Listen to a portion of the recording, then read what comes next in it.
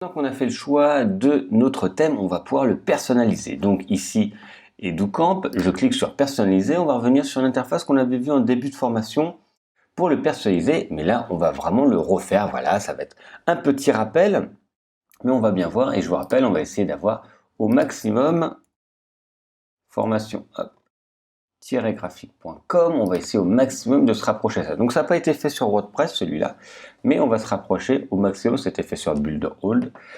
Et on va se rapprocher au maximum de ce rendu-là. Alors, ici, on retrouve la possibilité de changer le thème. Donc, nous, on l'a choisi, on ne va pas le changer. Et une possibilité d'avoir une version pro. Nous, on ne va pas faire, on va tout faire gratuitement. Et on va voir étape par étape ici s'il y a des éléments qui nous intéressent à changer. Alors, identité du site, on retrouve la possibilité de sélectionner le logo. Donc, je vais cliquer dessus et je vais aller chercher mon logo. Donc, moi, je vous le fournis, vous pourrez le télécharger si vous téléchargez votre logo. Alors, je télécharge, je vais aller chercher, voilà, logo final.png. Donc, voilà, je le sélectionne. On va demander si je veux le recadrer. Donc, moi, je l'ai pris assez grand, hein, comme ça, il sera de bonne qualité. Je peux le recadrer et je clique. On va voir le rendu, on va voir si c'est cohérent.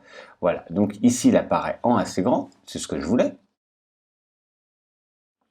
Le titre, on ne va pas mettre de titre, hein, parce qu'en fait il est écrit ici directement. Le slogan, je vais tout simplement le retirer parce que j'aime pas où il est placé.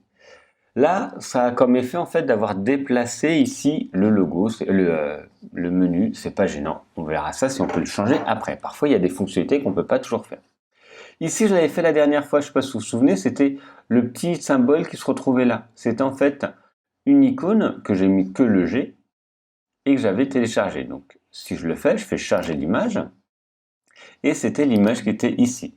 Donc moi c'était un PNG pour avoir la transparence derrière. Et comme ça, quand on a les onglets, on va avoir le G de Graphimo. Vous pouvez reprendre une partie de votre, hop, je vais le retirer parce que je l'ai déjà fait, une partie de votre logo, par exemple une initiale, pour que ça soit quand même lisible. Ou après, si vous voulez juste mettre un carré de couleur, mais mettez quelque chose, c'est important. On voit que vous avez bien travaillé votre site et c'est important pour ça.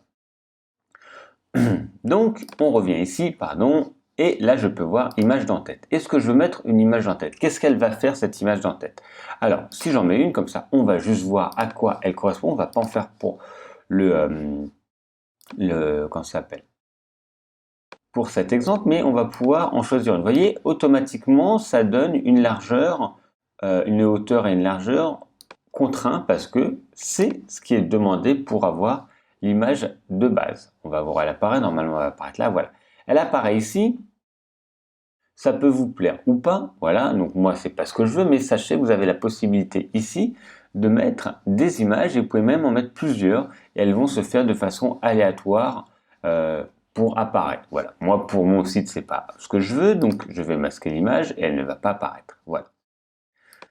Et vous voyez, souvent, il y a marqué l'optimisation. Donc, si vous savez travailler sur Photoshop, allez-y, paramétrez, faites directement l'image à la bonne taille. Au lieu de repasser par le recadrage qui va vous contraindre à quelque chose qui ne vous plaît pas forcément, vous faites directement dans Photoshop une création de 1600 par 400 ou sur Illustrator.